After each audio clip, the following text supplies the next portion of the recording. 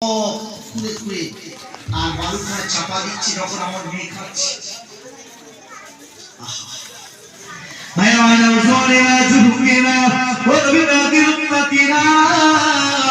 আল্লাহ পাকের নবীর সাহাবী আল্লাহ রাসূলকে বলতে লাগলেন, ইয়া রাসূলুল্লাহ হাবিবাল্লাহ, আমি যখন আমার মেয়েটাকে নিয়ে বালু চলে মধ্যে ফুটায় রাখার জন্য বারবার বালুখানা দিতে লাগলাম, ইয়া রাসূলুল্লাহ হাবিবাল্লাহ, আমার মেয়েটা আমাকে বলতে লাগলো, ও আমার প্রাণপ্রিয় আব্বাজান, ও আমার প্রাণের আব্বাজান, আপনি আমাকে বালু চলে ফুটে রেখে যাবেন না।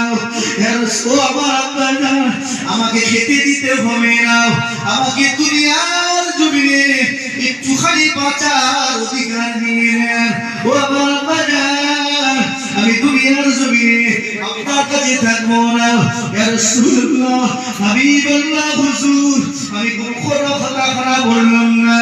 এই মোমেন্টে আমি কষ্ট করে মরুভূমির বালু চলগুলো বালিগুলো নিয়ে আমার টুকরি মেয়েটাকে বালুর চড়েতে ওই মরুভূমিতে পথে রেখে চলে এসেছিলাম।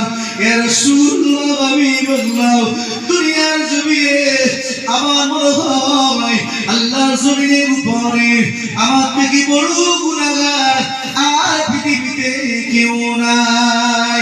ইয়া রাসূলুল্লাহ হাবিবাল্লাহ, আমার জীবনের গুনাহ কথা কি মাফ হবে?